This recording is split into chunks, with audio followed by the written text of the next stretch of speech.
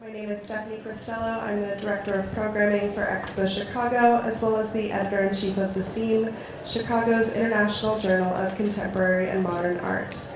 It is my distinct pleasure to welcome you to today's Dialogues program, presented in partnership with the School of the Art Institute of Chicago. We'll be presenting a panel with renowned cultural sociologist and author Sarah Thornton and artist Paola Pivi, represented by Perrotin. Please join me in extending a very warm welcome to our panelists. Thank you. Thank you so much, Stephanie. And it's great to be here at EXPO Chicago. And I'm particularly thrilled to be interviewing Paola because I haven't done so in 15 years. And she very kindly gave me an illustration for my book, 7 Days in the Art World. And we'll be showing that work, one of my favorites, later in this slideshow. But let's just dive in. This should be a silent video revolving in the background while I ask my first question. It's a work called How I Roll. Now the sculpture is called How I Roll, correct? Yeah, sculpture. Yeah, it's a sculpture, not the video. Yeah. Right, it's the work. The video is not art.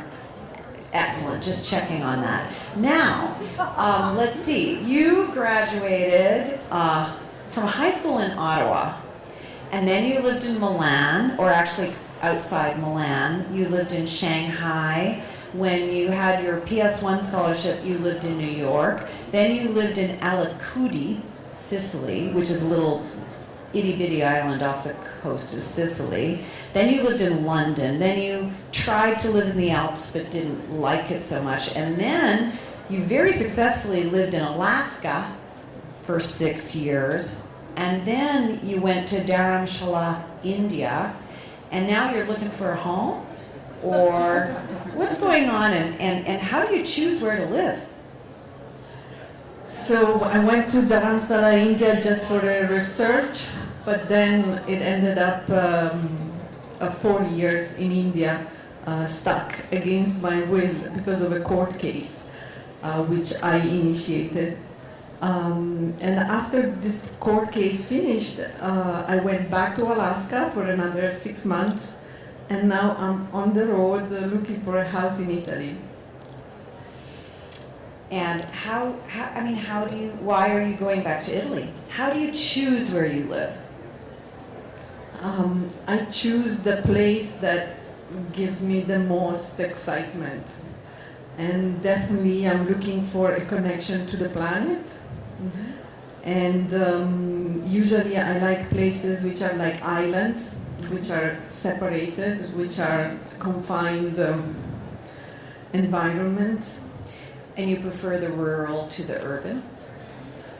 Well, when I lived in Shanghai in 1998 and 1999, it was urban, but there was a situation of island because the expats in Shanghai in that time, we lived in a sort of separated island. And it was very controlled, the exchange between Chinese and expats. And so I felt that island effect there, even though it was the biggest city. That's interesting. Yeah. Tell me, how does your location affect your work? Here we're looking at an untitled work, untitled in brackets Zebras, which is installed as part of the Highline Public Art Project in New York, I think in 2013, semi-recently. How does your location affect the content and form and everything about your work? The location is strongly connected to my life. The art is strongly connected to my life, so they all come together. When I choose the location, I don't choose the location to see what art I can make, but I choose the location for my life. And then in every single time the location enters into the art. This work, I did it in 2003, and it was done in Italy.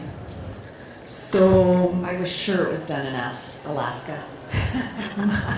You were just thinking about frostier climates.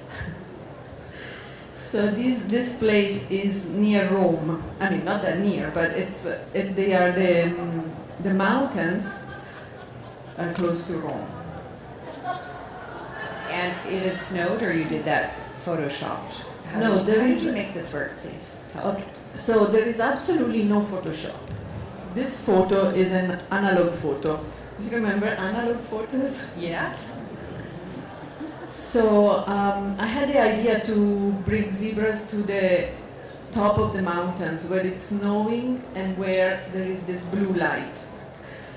And so I researched how to do it, and I used zebras from the circus, Italian circus. So the zebras were used to traveling and cold. And we had some 12 or 13 animal handlers, to do everything properly. So the zebras were put in a van in Rome, and they traveled about 2 hours and a half to this location. First I found a location, because if you go to the Alps, most of the Alps is touristic. There is always a hotel in the background. But this mountain... And you didn't want to Photoshop it out? No. This mountain is completely pristine. As you can see, it's completely real. This is a huge, it's actually bigger than what it looks like. It's a huge kind of flat area. And so we went there with the two zebras, and at the beginning the animal handlers were putting fences, and we had 2 days, and then they just let them free. So for about 2 days the zebras were going around. The young one, who is the one on the left, was running and coming and running and coming, and the older one was still most of the time. And so the animal handlers knew that the young one would always come back, and they just let them free. So in this moment, actually the zebras themselves spontaneously posed like this, believe it or not. And Hugo Glendining, who is the photographer that I invited, was ready because he's super, and just shot an analog photo. This is an analog photo. Amazing. With a large-scale camera? With 8 by 10? No, because I think it's this size. 4 by 5 Yeah, yeah, but still I could enlarge this photo very big, like 3 meters by 5 or something like that on photographic paper, and this is a billboard. It reminds me of classic Western, widescreen cinema from the 50s. You just need, the way you're looking up at the animals. All you need is a cowboy on the horse to get the full impact of that grand narrative. Let's go to the next slide. So you are not that keen on discussing the meaning of your work, and I'd love to know why.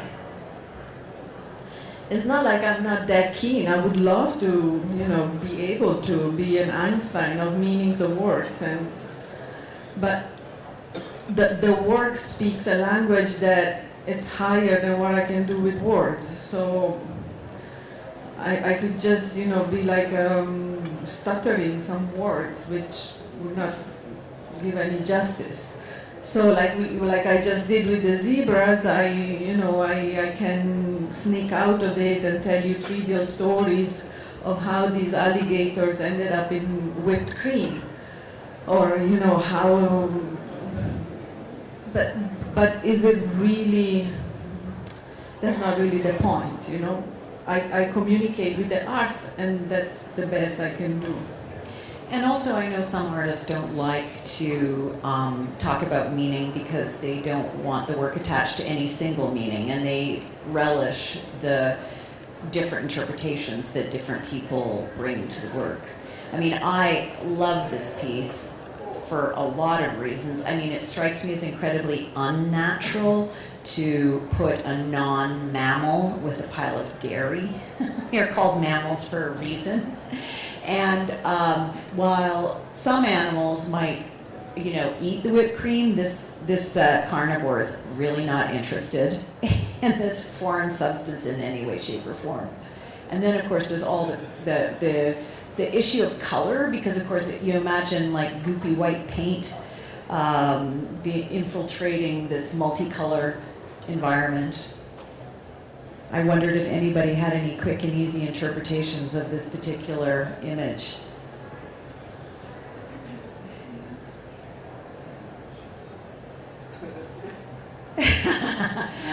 Fine. I was hoping that, you know, I could get her to answer this next question with an example. But do you find yourself, even though you refrain from kind of discussing the meaning of your work as a rule, do you find yourself very much liking one interpretation over another and feel tempted to weigh in? No, I can tell you what's in this work for me. It's not like I... Okay, please do.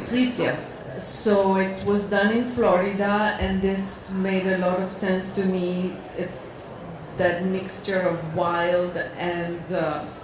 sorry, my English is not that good. The mixture of wild and that status of richness, but very sweet richness that I see, that I perceive in Florida, and it was coming together.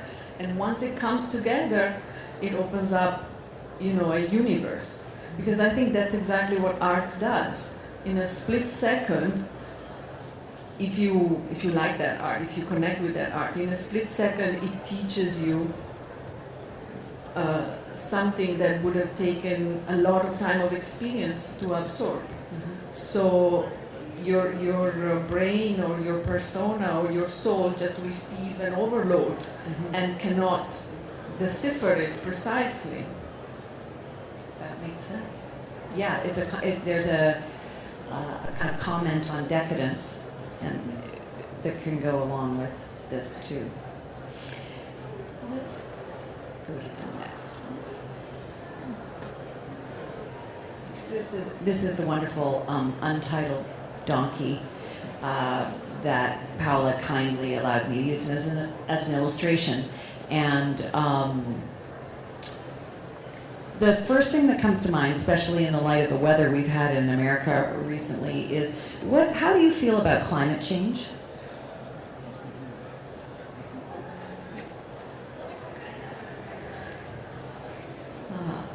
I feel that it's probably terrifying all the subconsciouses of all of us. And is it a conscious theme in your work? No, it's not.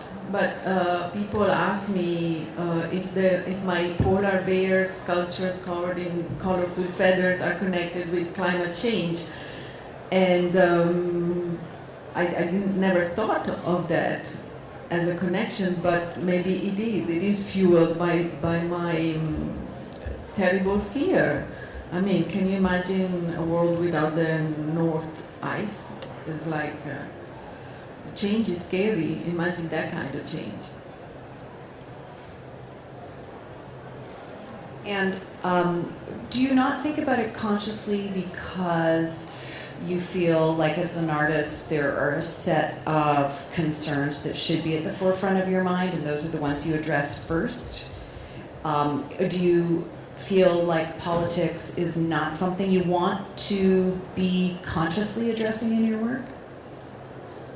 Well, just because I live my life like anybody else. So if the city forced you into differentiated garbage, you try to do that. But of course, ideally, you should, but you do it only when they force you. And I admire some couple I met who live making zero, impact on the world. But I'm just running around doing what I do, like everybody's running around doing what they do. And this is the great advantage of who takes decision. That. So you made this work back in 2003, I believe. Can you tell us what you were thinking about when you made it? So I was living in the island Alicudi, which is exactly a piece of rock, conical in shape, sticking out of the Mediterranean Sea, and it has 62 people and no cars because there is no flat land. So in Alicudi, donkeys are used for transportation. One of the fishermen in Alicudi had decided to start a farm of ostriches, so he got 2 ostriches. When I saw these 2 ostriches on the island, I was struck, and I thought I would like to do a photo with 2 ostriches on a small boat, and we did that. And then it came natural also to use the donkey. Then I asked the fisherman, can you put a snake? Because in the island there were black snakes also. Can you put 2 snakes on the boat? And he told me, look, if I put them, they would hide and you would not see them, so we left the snakes out of there. And let's say I know the ostrich work, but I can't remember. Did you use the same boat? No. Yes, you did. So how do you chose these animals because they happen to be present on the island, but presumably for you they have very different associations, as they do for us all. An ostrich has a set of cultural connotations that a donkey doesn't have, and a donkey has a different set of cultural connotations.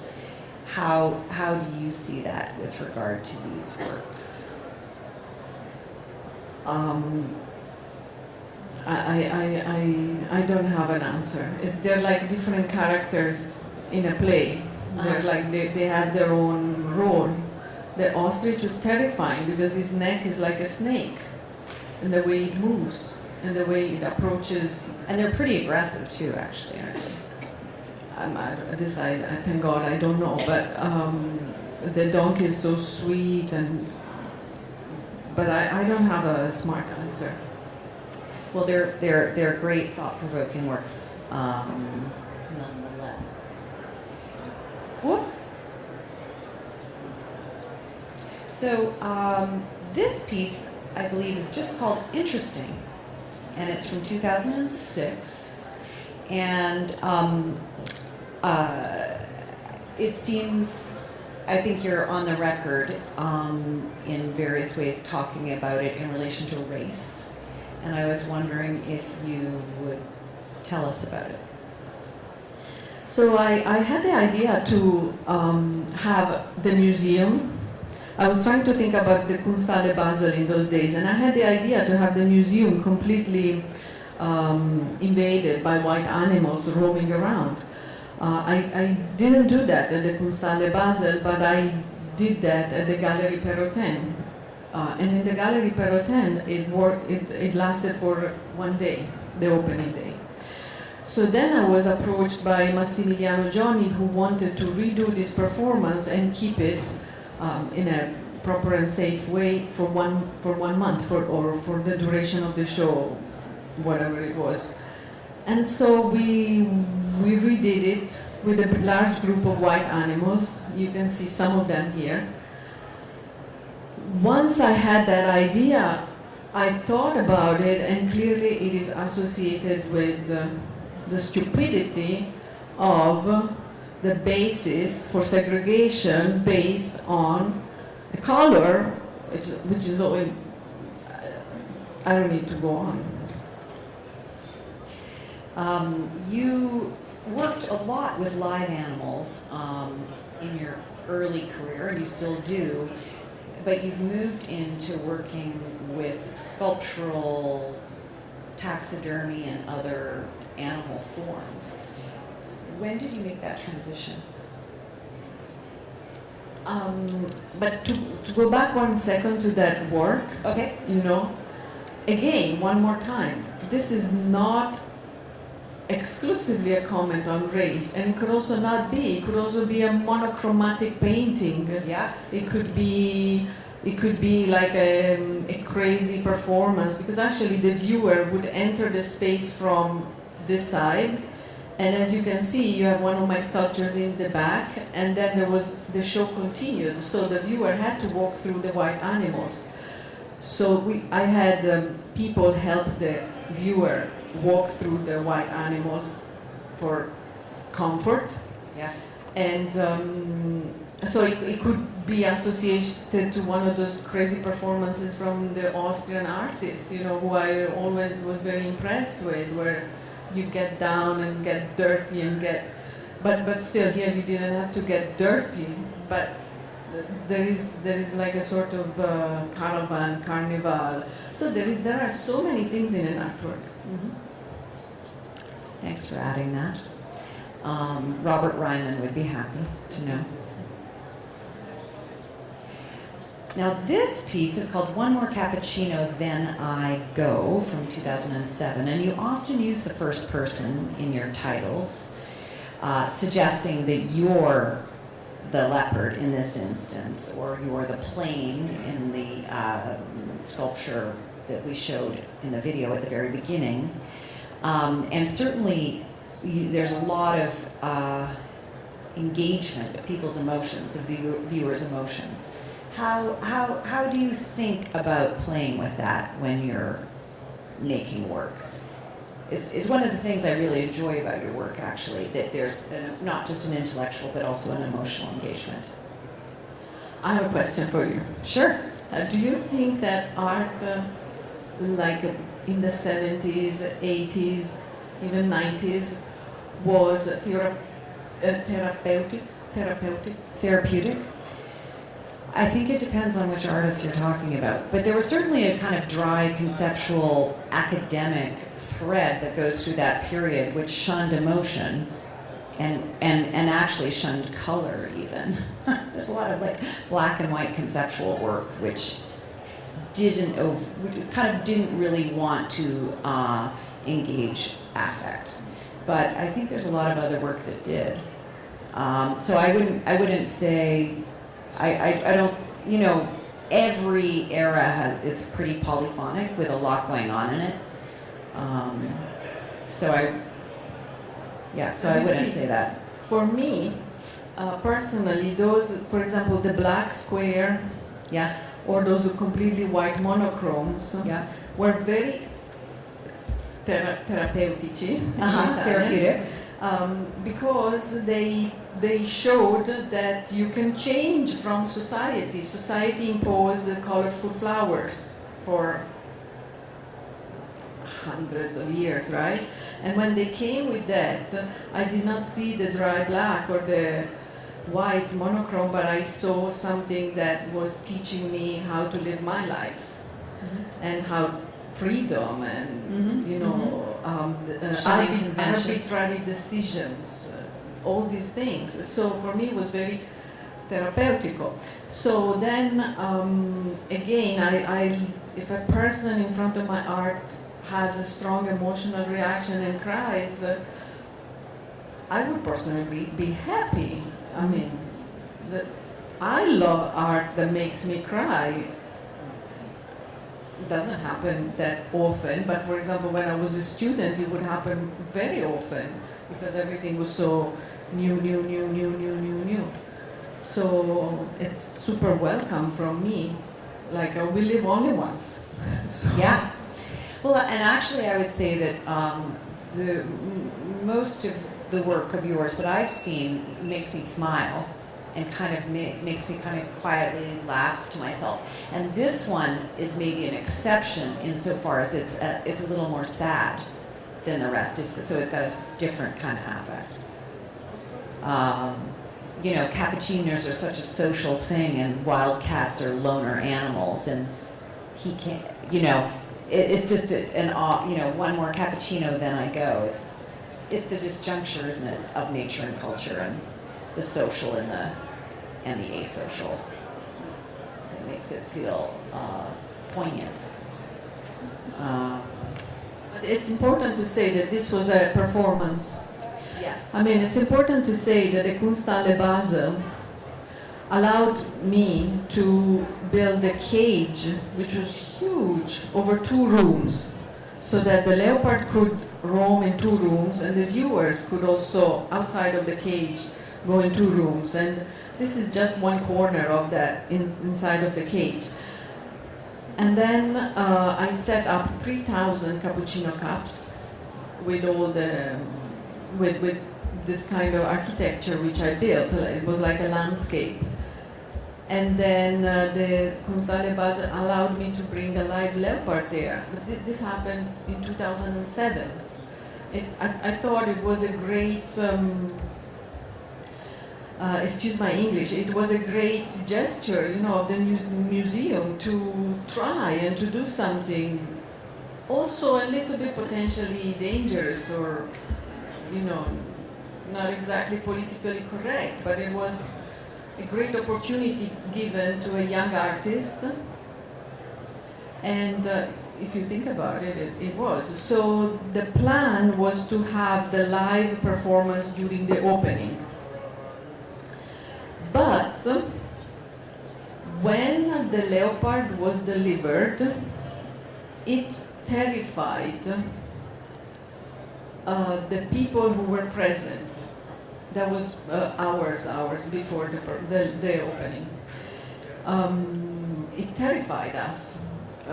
There were maybe 20 people, like from the director of the museum to a policeman to, we had so much expectation, and we were expecting a cat. When the leopard came, it was a Cat? You No. mean a domestic cat? yeah, we expected a leopard behaving like a cat. When the leopard came, it was huge, and as soon as it felt this shock from us, it played on it, and it terrified us, and it kept terrifying us, so that the policeman removed permission for the private view. So the leopard was running all over these cappuccino cups. In 3 minutes, there was not a single cup which was upright. That's true. And the noise of upturned cutlery is associated in our mind with earthquake or fights. Yeah. So the terrifying effect in the humans present was huge. We were all green and crying and desperate. The trainer of the leopard was extremely upset with all of us, saying, "What's wrong with you guys? There is a cage, Why? I'm here." He was inside, and he was so proud that the leopard was, Performing. was very active, of course. Yeah. Because Usually they just go to sleep, right? So if you've got an active cat, you're No, usually, that leopard, happy. you know what he did? He would go to sleep, pretend to sleep, and then start to run as hard as possible and throw himself on the cage, so that this cage, which was like very high, like twice as this, would shake and rattle, and we were all terrified. So anyway, so when I did the photos and the film during the day, and then just before the opening with the outside public, the leopard was removed. There was no more decision to take because it was imposed by the policeman. And but the room, you could see in the installation that something non-human had done that. There were marks, in.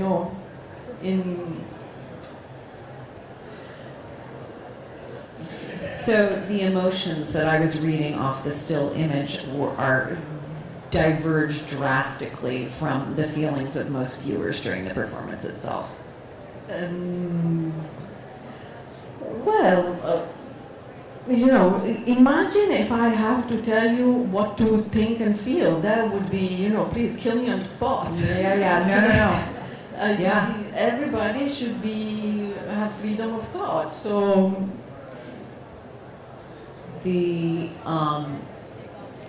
now, just in the interest of time, I'm going to skip this one and go to the next one because, well, there's so many things to discuss here. I'm very interested in your use of color. And actually, seriously, I'm interested in the sexuality of these bears. And perhaps you could discuss the affect, because I think these are not scary, threatening bears as a rule for most people. And as the maker of them, I'm sure, that would be a surprising impact compared to perhaps the humor or a broad array of emotions, but fear not being one of them. I don't know. For the viewer, for the person who comes into the gallery, no, there is no fear. Tell us about your palette here. These are real feathers. Yeah, but there is no fear, but there is the memory of the instinctual fear that we all have of the bear. You know, the bear represents the teddy bear and the dream of cuddling with nature or with mother, you know, and but at the same time bears eat us. Yes. Regularly. Yeah. And if you live in Anchorage, you've probably encountered a bear. Oh yeah, too many. And so there is this, the bear entered into my life. I went to visit and they came through. So these bears are kind of unnatural insofar as they have bird feathers on them and they're vibrant, artificial, kind of overtly artificial colors. You have the odd white bear, but other than that, they're nowhere near their original palette. I am interested, I think, in different contexts. Sometimes it's a mama bear, sometimes it feels like a papa bear, sometimes this is like a gay disco situation, I'm not sure. What do you think about them as gendered or having familial relationships with the viewer? Who looks the gayest to you? I think the one in the foreground. No, I don't know. The name is Don't Change My Name, Please. That one's? Yeah, this one is titled Don't Change My Name, Please. Oh, that's interesting. Do you remember the titles of all the rest? Yeah. This one is Here Comes the Hunter. Uh-huh. The orange one is I've Never Danced Before. Mm-hmm. The pink one is Sometimes I Have to Stand for My Safety. Yes. The red one, the title is a question mark, so it's a symbol. Yeah, and that's kind of his shape. The pink one with the foot up is, with a paw up, but they become like very Yes. they have human body languages. Yeah. So the pink one is called Mama No More Diapers Please. And the blue one is It's Not Fair. This one is Please Don't Change My Name. Yeah. And this show, as a show, was called Okay, You're Better Than Me, So What?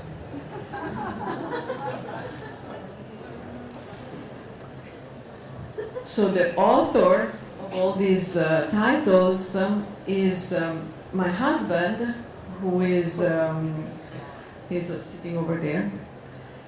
He moved. Who is songwriter, freedom activist, a composer, and so he spurs. You use this word in English. He spurs these titles, which I grab and use. And does he title all of your works nowadays?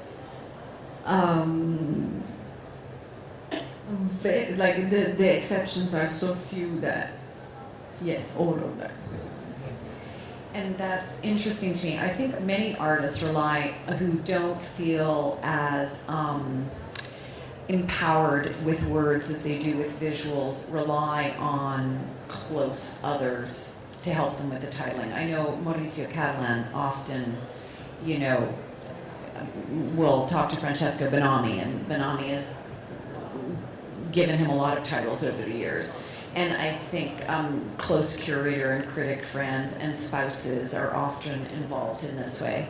So do you feel greatly relieved to be able to delegate the issue of titling?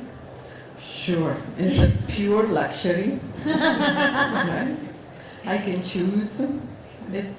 And do you agree with the first one he comes up with, or does he have to work to meet your approval? Okay, let's say 1 in 5 is rejected. Interesting. But as a songwriter, I would like to tell you his name is Karma Culture Brothers. So if anybody's interested in his music, it's Karma Culture Brothers. Well, it's funny because just with this installation, I kind of hear a rhythm or a beat in the room. It doesn't feel silent. So that's an interesting effect. And here we have I and I must stand for the art. Is that also titled? And he likes Bob Marley. Yes, yeah, the Rastafari. Can you just tell us a little bit about your process? Are these polar bears life size?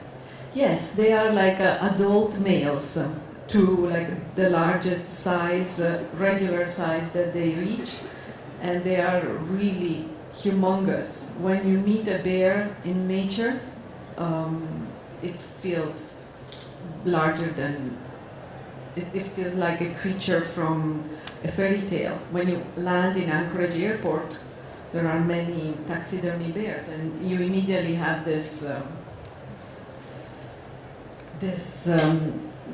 they're beings from another world. And also, I mean, bears are big, heavy. I don't know how much they weigh, but a ton. I don't know. I think Not 5 that. tons. 5 tons. The head. And so it intrigues me that you've put feathers, things light as a feather. If pigs could fly, this is kind of an oxymoronic relationship between the figure of the bear and this material you have on their outside. How did you come up with the idea of putting feathers on the bear? I don't do my art with my reason. I trust more something really deep that you can reach into, but you cannot handle. So I wanted, in those days, I wanted to do a sculpture with a polar bear and a brown grizzly bear dancing. But I did not want to have two carcasses in this art. It just didn't make any sense. And so I was extremely frustrated and overthinking about this. So when you overthink about something, then you can reach somewhere inside. So in those days, my friend showed up with a scarf made of yellow feathers, and it all came together. So it's not casual. It comes from obsessing over something so much that you reach deeper than your education or habits or decisions. I've heard recently that humans have more neurons in their stomach than a cat has in its brain. And, we talk about gut instinct. And so I'm wondering, do you feel like it comes from the gut? Definitely. Okay. Which is the seat of emotions, too. A lot of emotional thinking is described, at least, through the torso rather than the head. No, it's not like I think it comes from the gut, but I think the brain, the spine, the guts, some people say the feet, everything is all connected. I think the explanations of medicine sometimes seems very, very primitive. So I just don't want to believe that it comes, you feel it comes from the gut as well. Mm-hmm. So your bears are enjoying the attention they're getting, clearly. This is a more recent bear, isn't it, from, you'll correct my pronunciation, La Rinascente department store in Milan. You did a series of vitrines and kind of let loose with their theatricality and their showmanship and the fact that they are really beloved. And given that so often you use the first person, or your husband uses the first person in your titles, I'm wondering if occasionally you feel like they're standing in for you. I can't remember the title of this one, I'm sorry to say. Bad idea. Bad idea. Yeah, this department store is the fanciest department store in Italy. Huge and shining and very posh. And so this was a window, and I loaded it with objects as if they had fallen on him. I loved it. People loved it. It looks like he's been shopping too much in the wrong store. Buying too much, right? Yeah. But in the stuff, there was very cheap and used stuff together with also more expensive and new stuff. And that was very important. It's not possible to see this from this photo, but you can see this.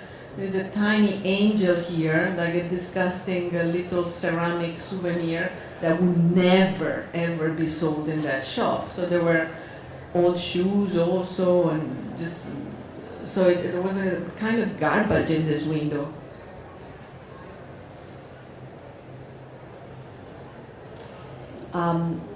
What do you think is the difference between art and entertainment? This one's called Yeehaw. From 2015. Oh, sorry. And it kind of comes up in the prior image. There's such a joie de vivre in some of your work. You know, it's so much fun going on, and I'm wondering what you thought about the relationship.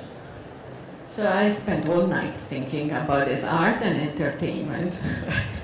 I'm sorry. So, the only thing I can tell you is that art does not have to entertain. It can. It's entertaining for me. You know, we go and see the artworks and we learn, we develop, we cry.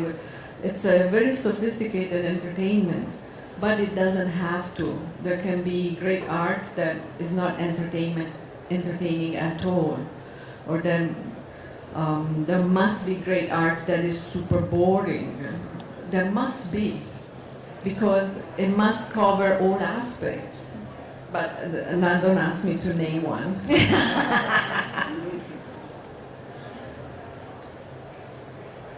So we're nearing an end here, but I just wanted to address the issue of still life, or nature morte, as they say in French, and the whole concept of having this alternative natural history exhibition going on within your own exhibition. These are real pearls in one of your pearl pieces.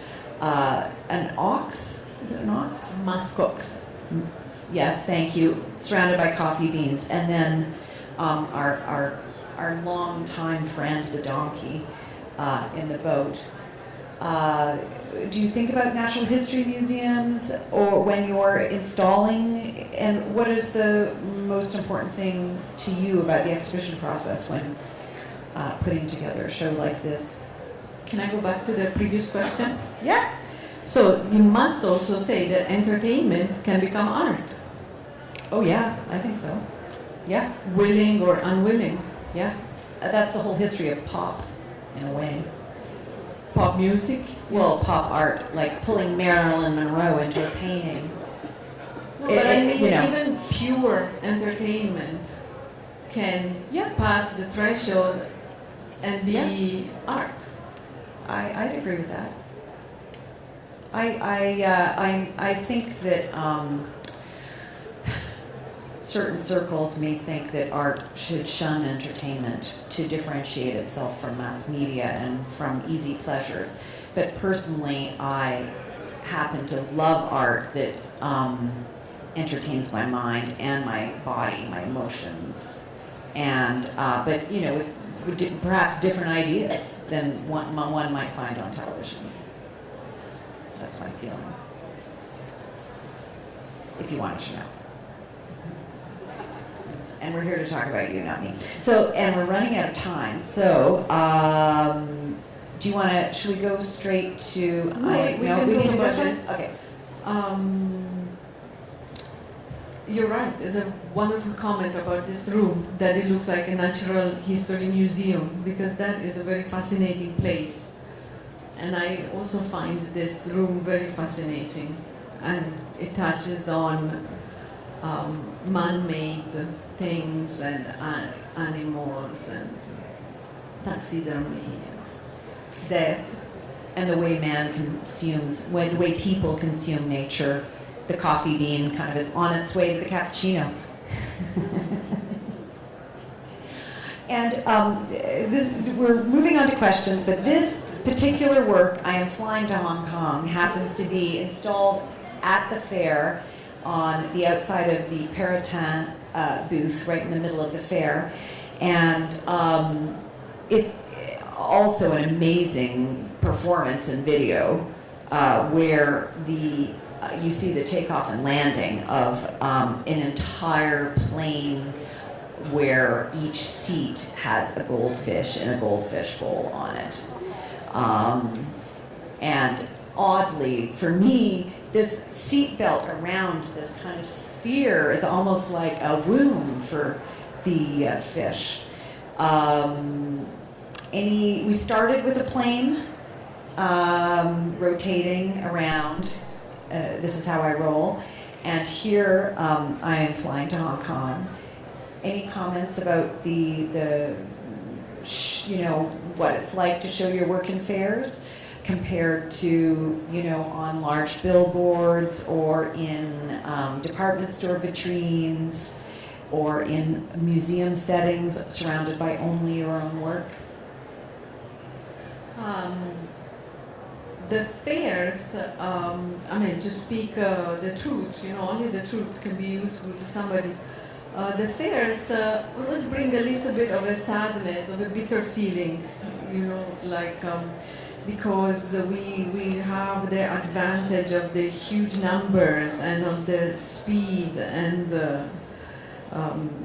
access to an overview over the world. But for me, it's always a little bit painful to show or even to go and see a fair. But they should in no way stop or slow. My work is here. But I think the solo show should not be cancelled.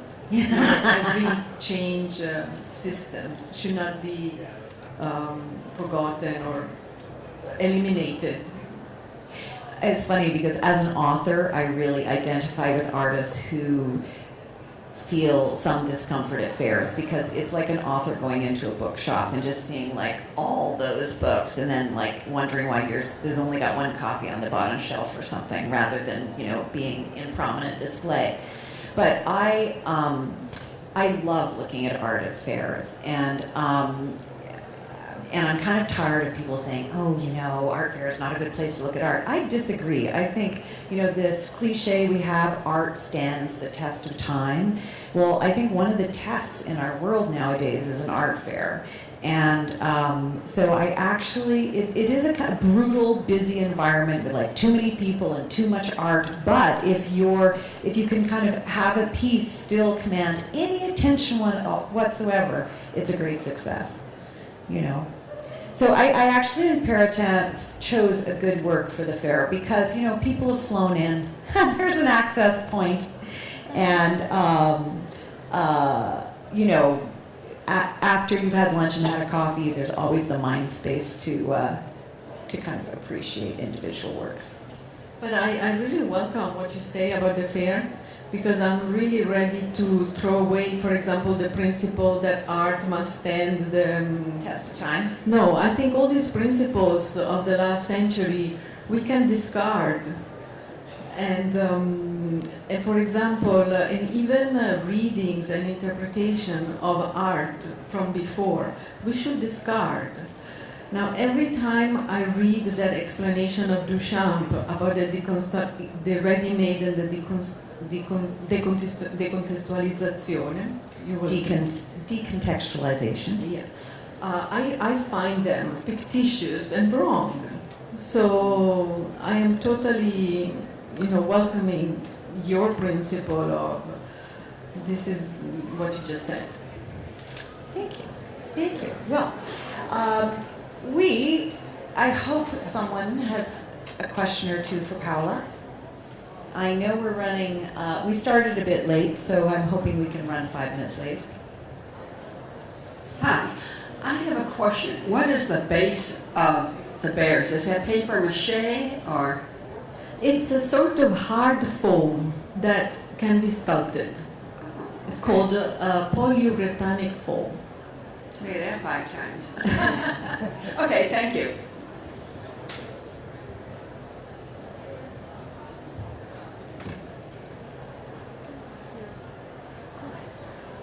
I'm just curious about the scale of your work. Do you have assistants who help you, or do you do it yourself?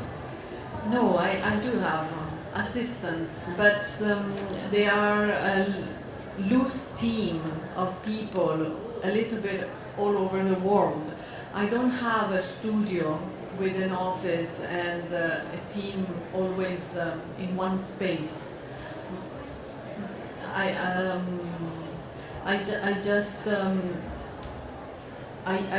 use situations wherever they're needed because the work is always so different. So, for example, the bears are made in Canada, or this one is called I'm a Professional Bear. So the bears are made in Canada, the feathers are sourced in America, and then the final manufacturing happens usually also in America. But it's all in different places and different people, and these people become very close to me, and that's very enriching. Other questions? 10 years in mainland China. So I'm especially curious about when you were there, I think you said 97, and what you were doing there that affected your art. Yeah, so it was 1998. I was a student, and one photographer friend, his name is Armin Linke, he had an opportunity to go to China to take photos of the great engineering feats. So instead, he had budget for him and his assistant. So instead of bringing an assistant, he asked me if I wanted to go with him because he thought that a young artist, you know, I probably had, I was a volcano of energy, you know. A young artist could develop his work better, and it was true. You know, that series of work that he started there in China, we went to those dams, we went to all those, it was 1998. His series of work, I think, is still going on today. It's a very huge work that he's doing on engineering constructions all over the world. And for me also, it was very inspiring. So when we went back to Italy, I decided to move to China, just like that. I was completely ignorant of visa requirements, political dangers, but I'm not ignorant anymore today, but on those things. But so I just went, and I made my home there properly, legally, but for a year and a half in Shanghai. But somebody helped me. During the first trip, I met Lawrence Helbling of Shanghai Art, the gallery. In those days, his gallery was a corner of a hotel, of a lobby, you know, like of a, not even the lobby, it was the first floor. Between 2 elevators, there was his gallery. So he also decided to help me and to support me, you know, in the practicalities. Now everybody knows what a great gallerist he is, right? With the huge galleries. Hi, thank you so much for the interesting conversation. I really enjoyed it. I'm kind of wondering, I think it's very interesting in the beginning you mentioned you was very certain that video was an art, right? Like the installation is the art. So I was wondering, how do you feel about, like, for example, the photo of that donkey in the boat? Do you consider that moment as the artwork or that photo as the artwork?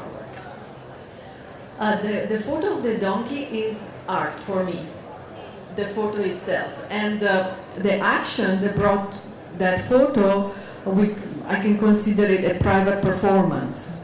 Some performances I wish to do publicly, and some performances I wish to do privately, and I already know that I want to try to achieve art in the photo or in the video. But for the rotating airplane, I feel that as a sculpture, as an installation. So for me, the video is just documentation, but you know, it's not so important. But some of your videos are artworks, Yes, just not that particular one. For example, the performance with the airplane with the fish, I could not have audience on that airplane, so I made a film out of it. But the airplane landed in the mid-flight. The airplane landed in the airport in Auckland, New Zealand, and there I had an opening where I could let people come onto the plane, and then everybody went off and we flew again. Fun. I wish I'd been there for that. Questions? Hi, thinking about your very first works, like all your works are very daring because they so genuinely bring out whatever goes on in your mind and your heart, and you just bring it out there. So sometimes to a lot of people who don't know you or who didn't know you yet when you started out, they must have felt like, what is this? Like, what is she proposing? Like, how did you propose them? Like, did you draw in? Did you just describe them? How did you convince these people early on in your works that a floating, rotating plane was something that should have been done and would have struck their eye and mind so much? What have you learned in these years in convincing people and presenting your works? Well, not only when I told them the idea before, even when I made the work 18, 19 years ago, even when the work was made, there was this feeling of, what is that, you know? I can tell you that the performance of the fish, which I did in 2009, after it was made, after I showed the video, still, I myself was like, what is that?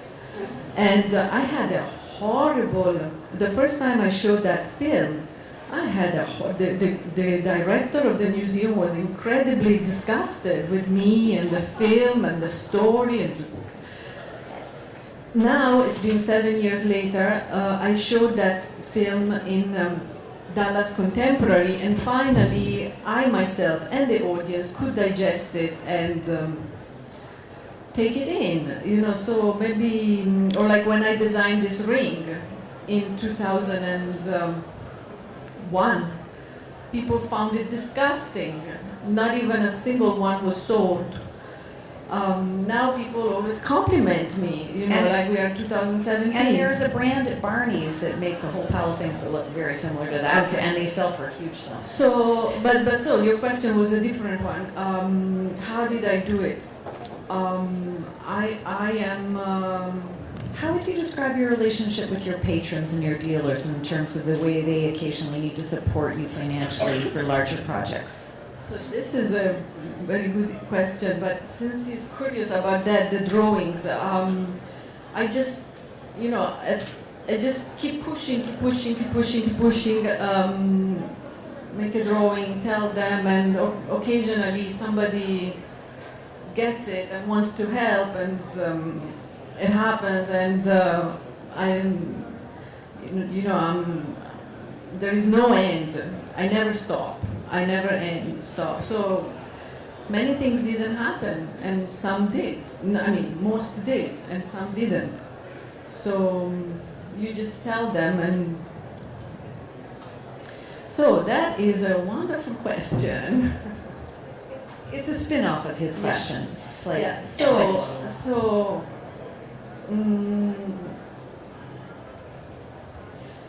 Well, I must tell you that the first artwork that I made was not the first artwork that I made. The first show that I thought was important for me.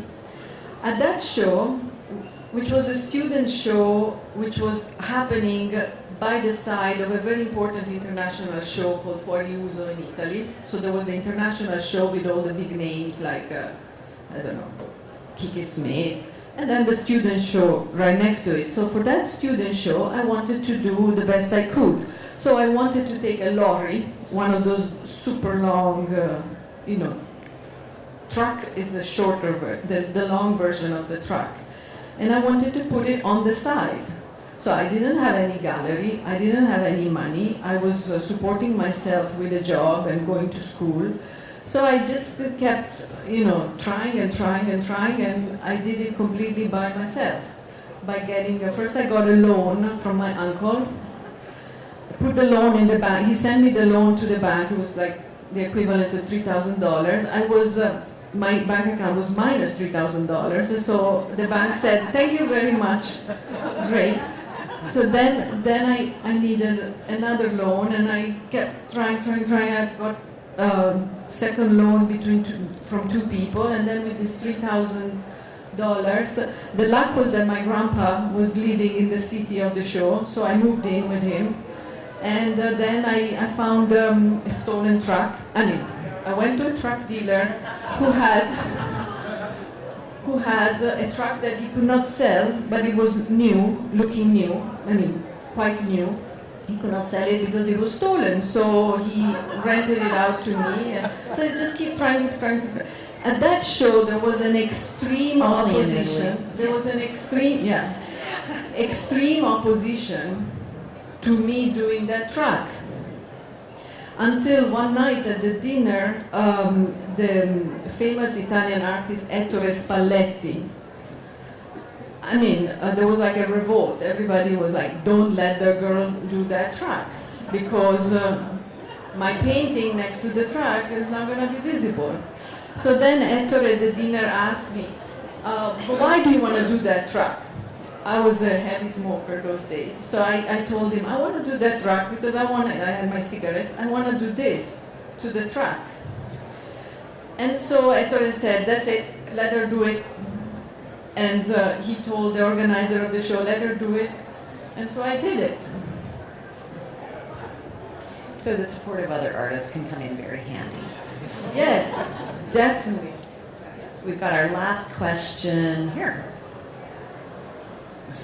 So the absurd is a very important part of your work, for sure.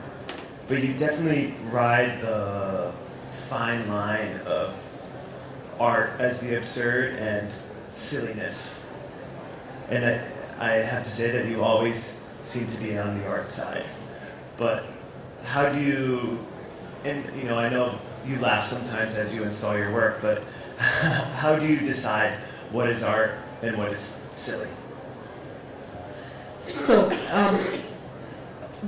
but before I answer that, you asked me about my relationship with my dealers. That's important, They are my pals. I have only two. I'm not going to name them, no publicity today. But, Dawn works for one of them. But they are really like my buddies. And, it's a great life I shared until today with them. But I'm always fair with money. When I need a lot of money for production, I'm always super fair. I'm ready, not to make money myself. I'm always grateful. Anyway, that answers your question. So regarding that question, the best artworks are often on a knife tip. Is it completely stupid, or is it the best artwork in the world? That's true for Duchamp's fountain. And that point of equilibrium loaded with that energy is a very interesting point. That is a great way to end. And thank you hugely for sharing your thoughts with us today. And thanks to Stephanie and Cecilia and Expo Chicago.